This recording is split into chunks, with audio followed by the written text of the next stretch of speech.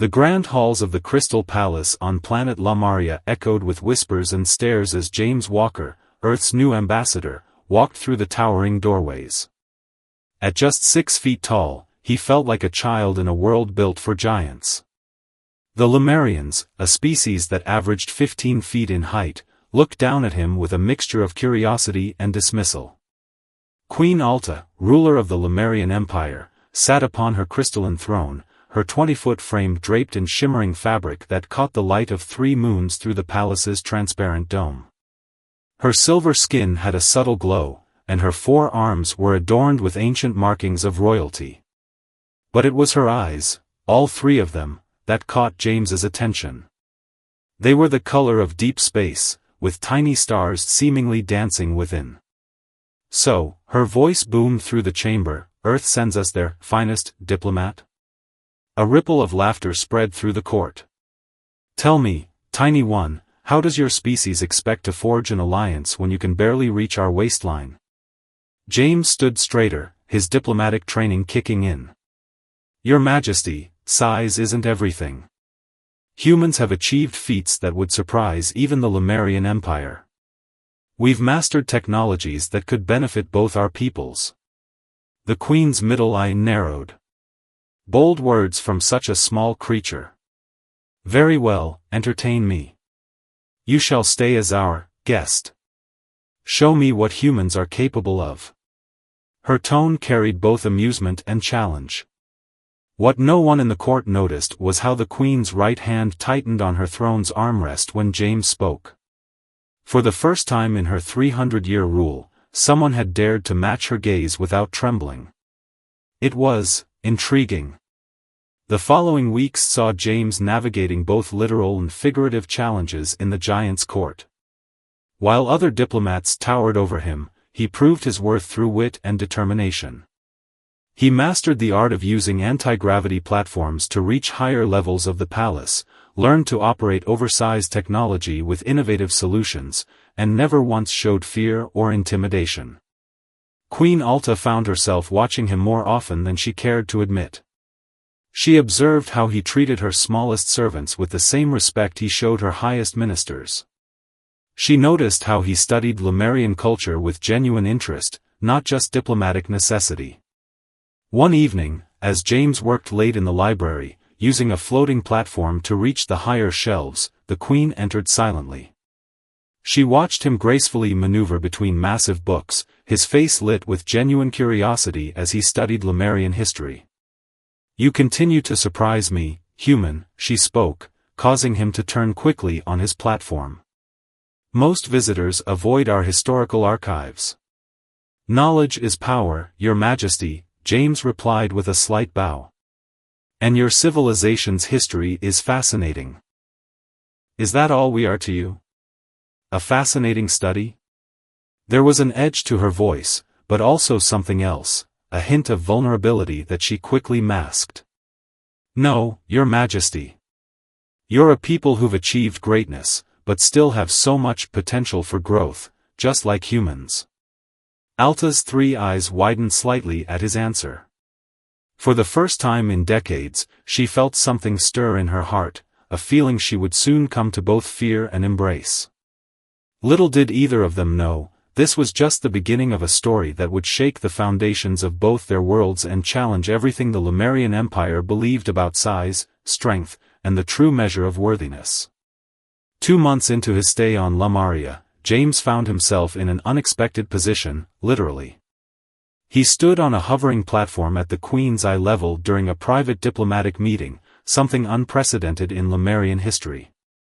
The other court members had protested, claiming it was an insult to allow a small being to rise to their queen's height, but Alta had dismissed their concerns with a wave of her hand.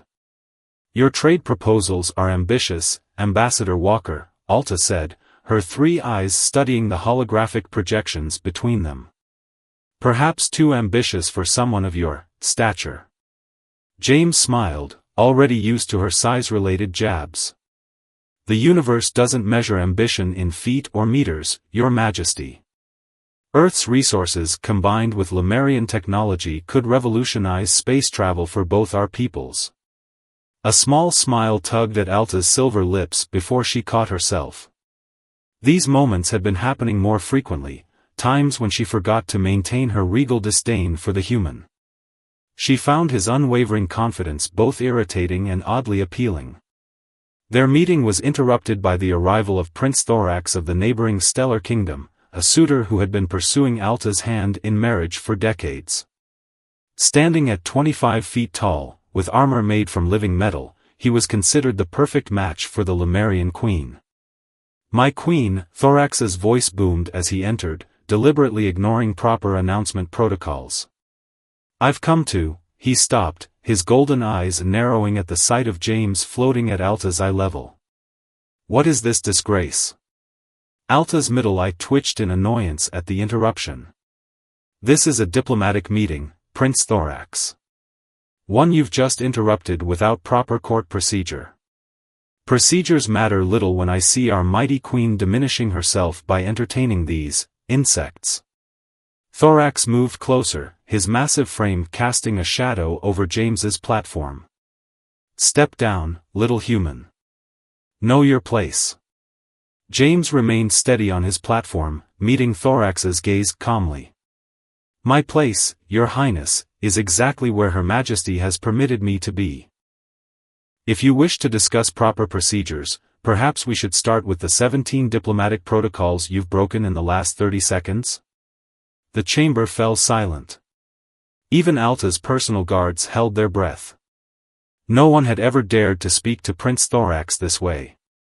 To everyone's surprise, Alta laughed, a rich, genuine sound that echoed through the chamber.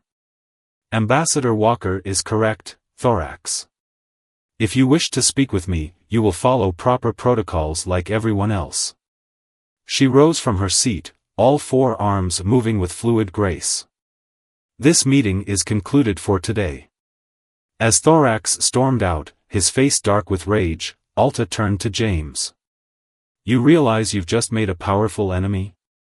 "I've made quite a few since arriving here, Your Majesty," James replied with a slight shrug. "But I've noticed something interesting about your people. The truly powerful ones don't need to remind others of their strength." Alta studied him for a long moment, her expression unreadable. "You're either very brave or very foolish, James Walker." It was the first time she had used his name. "Perhaps a bit of both," he answered softly, noticing how the light played across her silver skin. That night, Alta couldn't sleep. She paced her private chambers, all three eyes fixed on the distant stars. Why did it bother her so much when Thorax had threatened James? Why did she feel proud when the human stood his ground? And most disturbing of all, why did her heart race when he spoke her language so perfectly, his voice carrying strength that had nothing to do with physical size? The Queen of Lemuria was beginning to realize that her carefully ordered world was slowly tilting on its axis, all because of one small human who refused to be small in spirit. The annual Celestial Festival arrived on Lemuria, bringing with it floating gardens of bioluminescent flowers and crystalline fountains that played music as they flowed. It was a time when even the strict royal protocols relaxed slightly, allowing for more informal interactions among the court members. James found himself navigating through crowds of towering Lemurians, his anti-gravity platform decorated with the traditional festival lights. He had spent hours studying the festival's customs, determined to represent Earth with dignity. What he hadn't expected was to find Queen Alta alone in the palace's private garden, away from the celebrations. She stood beneath the three moons, her silver skin reflecting their light in a way that made her appear almost ethereal. All three of her eyes were focused on the distant horizon, and for once, she looked less like a queen and more like someone lost in thought. "You're missing your own festival, Your Majesty," James said softly, keeping his platform at a respectful distance. "Sometimes even queens need a moment of peace," Alta replied, but made no move to dismiss him. "Your knowledge of our festivals is impressive. I saw the traditional light patterns on your platform." "I believe understanding comes before friendship," James said, then added quickly, "between our peoples, of course." Alta turned to face him fully, her expression curious. "And is that what you seek, James Walker? Friendship?" Before he could answer, a commotion erupted from the festival grounds. Prince Thorax's booming voice carried across the garden, clearly enhanced by ceremonial wine. "Where is the little human who thinks he can stand among giants? Let him face me in the traditional festival games." Alta's expression darkened. "Ignore him. He's trying to provoke you into something foolish." "With respect, Your Majesty," James replied, his voice steady, "running from a bully never solved anything on Earth, and I doubt it works any better on Lamaria." "You cannot possibly compete in the games," Alta said, and for the first time, James heard genuine concern in her voice. "They were designed for our people, our size." "Then I'll have to be creative," James smiled, already plotting strategies in his mind. "Sometimes the biggest advantage is being underestimated." Alta moved closer, lowering her voice. "This is madness. As your queen," she caught herself, "as the queen of this world, I could forbid this." "But you won't," James said softly, meeting her gaze. "Because you understand that respect isn't given freely. Sometimes it must be earned." For a long moment, they stood in silence, the festival lights painting patterns across their faces. Then Alta did something unprecedented. She reached out with one of her lower arms and adjusted the traditional light pattern on James's platform, her fingers moving with surprising delicacy. "There," she said, her voice barely above a whisper. "Now your pattern shows not just respect for our traditions, but also the mark of royal favor. Even Thorax cannot ignore that." James felt his heart race at her proximity, at the care in her gesture. "Thank you, Your Majesty." "Alta," she said suddenly. "When we're alone, you may call me Alta." The moment was interrupted by another round of challenges from Thorax. Alta straightened up, her royal manner returning, but something had shifted between them, something neither could quite name yet. "Well then," James said, steering his platform toward the festival grounds, "I believe I have some games to win." "James," Alta called after him, causing him to pause. "Remember what you said about being underestimated? Make it count." As he flew toward the festival grounds, James couldn't help but smile. The Queen of Lamaria had just given him permission to use her given name, shown him royal favor, and offered tactical advice, all in the span of a few minutes. Perhaps the greatest game being played tonight wasn't the one Thorax had challenged him to, but something far more complex and wonderful. Meanwhile, Alta watched him go, her three eyes troubled. She had lived for centuries, ruled an empire spanning multiple star systems, and never once had she felt as unsure, or as alive, as she did in that moment. The festival grounds had transformed into an arena, with towering Lemurians gathering in tiered crystal stands that reached toward the stars. Traditional games during the celestial festival weren't just tests of strength, they challenged wisdom, agility, and courage. But Prince Thorax had chosen the most physically demanding game for his challenge, the stellar ascent. The challenge seemed impossible for a human. Competitors had to climb a massive crystal tower, retrieving ceremonial tokens while avoiding energy pulses that could knock them off their platforms. For Lemurians, it was challenging but manageable. For someone James's size, it looked like suicide. "Last chance to withdraw, little one," Thorax sneered, his golden armor gleaming. "I would hate to explain to Earth why their ambassador became a stain on our festival grounds." James checked his modified platform systems one last time. "Funny, I was about to offer you the same courtesy, Your Highness." The crowd murmured as Alta took her place in the royal observation pod. Her face was composed, but those closest to her noticed that all three of her eyes never left James's small figure. The signal crystal pulsed, and the game began. Thorax launched himself upward with practiced grace, his massive frame easily reaching the first token. But everyone's attention was on James, who had done something unexpected. He'd turned off his platform's safety protocols. "What is he doing?" gasped one of Alta's advisors. Alta leaned forward, her hands gripping her seat. He's trading safety for speed. James's platform shot through the air like a missile, banking at angles that made the crowd gasp. While Thorax relied on brute strength and reach, James transformed the challenge into an aerial dance. He wove between energy pulses that would have knocked a Lemurian back, using his smaller size to slip through gaps they couldn't have managed. Impossible! Thorax roared, watching James secure his third token while he was still reaching for his second. But James's strategy came with risks. An energy pulse clipped his platform, sending him into a spiral. The crowd collectively held their breath. Alta half rose from her seat, all four hands clenched. James didn't fight the spiral, he used it. The momentum carried him through a narrow gap between pulses, snatching the fourth token in a move that had the crowd erupting in cheers. Even the most prejudiced Lemurians couldn't help but admire the sheer audacity and skill. The final token hung at the tower's peak. Thorax, enraged by the human success, abandoned all pretense of dignity. He launched himself toward James, trying to knock the smaller competitor off course. "Your Majesty," one of Alta's guards stepped forward. "Should we intervene?"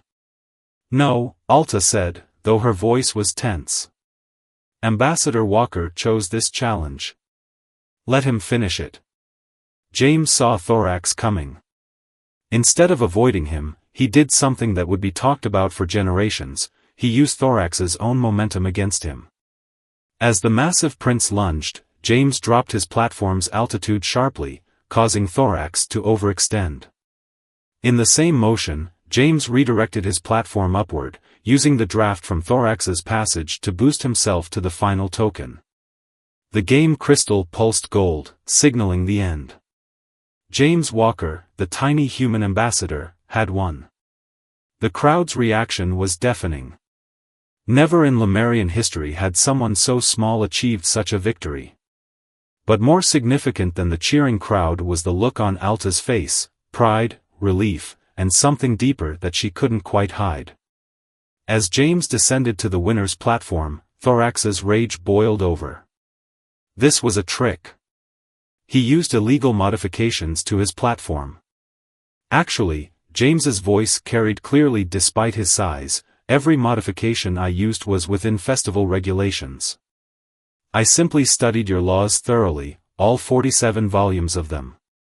Alta stood, her voice carrying natural authority. "The victory stands." She moved to present James with the traditional victor's crystal, her eyes shining with barely contained emotion.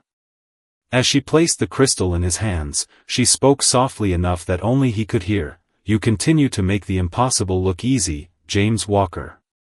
But their moment of triumph would be short-lived. In the shadows of the festival grounds, Thorax's rage was crystallizing into something darker. No human, regardless of their cleverness, would be allowed to humiliate him before his people. The real game was just beginning. In the days following the festival games, the Crystal Palace buzzed with change. Lemurian nobles who had once looked down their noses at James now bowed respectfully when he passed. Young Lemurians could be seen practicing with smaller platforms, trying to replicate his agile maneuvers. But most significantly, the dynamic between the Queen and the human ambassador had shifted in ways that couldn't be ignored. Alta found herself seeking James's company for matters beyond diplomacy. Their evening meetings in the palace library became longer, their conversations deeper. On this particular night, they discussed the stars visible through the crystal dome, with James sharing Earth's constellations and Alta revealing Lemurian legends. "Your people see a great warrior in those stars," James said, pointing upward from his platform. "We see a hunter called Orion." "Not so different, really. Perhaps our peoples have more in common than we thought," Alta replied softly. She had taken to sitting on a lower throne during their private meetings, reducing the height difference between them. "Though some would say such thoughts are dangerous. Is that why the High Council requested an emergency session tomorrow?" James asked, noting how Alta's 3 eyes flickered with concern. News travels fast, she sighed. Yes. Prince Thorax's supporters are demanding your removal from court. They claim your victory was an insult to Lemurian tradition. And what do you think, Alta? She turned to him, her silver skin catching the starlight. I think you've done something far more dangerous than winning a game. You've made my people question everything they believed about size and worth. Their conversation was interrupted by an urgent message. One of Alta's advisors, Reed, rushed in, his typical grace forgotten in his haste. Your Majesty, forgive the interruption, but we've discovered something disturbing. Prince Thorax has been in contact with the Shadow faction. Alta rose sharply, all three eyes widening. The Separatists? Are you certain? Yes, my queen. They're planning something during tomorrow's council session. James watched the exchange, noting the fear in Reed's voice. What's the Shadow faction? Lemurians who believe we should conquer smaller species rather than ally with them, Alta explained, her voice tight with anger. They've been a minor nuisance until now, but with Thorax's resources. Cancel the council session, Reed suggested. No, Alta's voice carried the weight of centuries of rule. That would show weakness. But perhaps we can use this to our advantage. She turned to James, an idea forming. How do you feel about becoming bait? James smiled. I thought you'd never ask. They spent the next hours planning, with Alta revealing secret passages within the palace walls, passages sized for maintenance drones that would be perfect for someone of James's stature. As they worked, the Queen found herself constantly aware of his presence, of how his mind worked in ways that complemented her own. During a quiet moment, as Reed left to make preparations, Alta spoke softly. You don't have to do this. As Queen, I could send you back to Earth, ensure your safety. James moved his platform closer, almost at her eye level. Is that what you want, Alta? What I want. She hesitated, centuries of royal training warring with her heart. What I want stopped mattering the moment I took the crown. I don't believe that, James said gently. A queen who doesn't know what she wants can't know what her people need. Alta reached out, her large hand moving with surprising gentleness to touch the side of his platform. I want my empire to grow beyond its prejudices. I want alliances based on character rather than size. She paused, her third eye meeting his gaze directly. I want you to stay, James Walker. Not just as an ambassador. The admission hung between them, as weighty as any royal decree. James reached out, placing his hand against hers, tiny in comparison but unwavering. Then I'll stay. And tomorrow, we'll show Thorax and the Shadow faction that true strength isn't measured in feet and inches. Neither of them spoke of the warmth that passed between them at that touch, or how their hearts beat in sync despite their different sizes. They had a conspiracy to thwart, and their growing feelings would have to wait. But something had changed irreversibly, setting in motion events that would reshape both their worlds. The High Council chamber was a marvel of Lemurian architecture, with spiraling crystal columns reaching toward a ceiling that seemed to touch the clouds. As council members took their towering seats, James noticed subtle changes in the room, guards positioned differently, maintenance panels slightly ajar, everything prepared for their plan. Queen Alta sat upon her ceremonial throne, every inch the powerful ruler, while James stood on his platform at the traditional diplomatic station. Prince Thorax entered last, his golden armor gleaming, a confident smirk on his face. Esteemed council, Thorax began, his voice echoing. We gather today to address a matter of grave concern. The human ambassador's presence has disrupted our sacred traditions. His victory at the festival, while impressive, has led our youth to question the natural order. We cannot allow. Cannot allow what, Prince Thorax? Alta interrupted, her voice sharp. Cannot allow change? Growth? Or perhaps you're more concerned about what we might discover about the Shadow faction? Thorax's expression flickered for just a moment. I don't know what you mean, my queen. I speak only of preserving our way of life. Interesting choice of words, James said, his platform moving forward. Especially considering the encrypted messages we intercepted between your palace and known shadow faction bases. The council chamber erupted in murmurs. Thorax's face darkened. You dare accuse me, tiny one? Where is your proof? At that moment, James activated his platform's special modifications. Hidden projectors sprang to life, displaying holographic messages across the chamber walls. Communications between Thorax and the Shadow faction leaders appeared in damning detail, plans to use the council session as cover for a coup, to eliminate both the human pest and any Lemurians who supported alliance with Earth. Lies! Thorax roared. He pressed a hidden control on his armor, and chaos erupted. Hidden doors in the chamber burst open, revealing armed Shadow faction soldiers. Take them. The Empire returns to true Lemurian rule today. But Alta and James were ready. As Shadow faction forces charged forward, James's platform shot toward the maintenance passages. The rebels followed, exactly as planned, not realizing they were being led into a trap. Alta rose from her throne, her voice carrying ancient power. You forget, Thorax. This palace has served Lemurian queens for 10,000 years. It knows its true rulers. She pressed her hand to a crystal panel, and the chamber's defensive systems activated.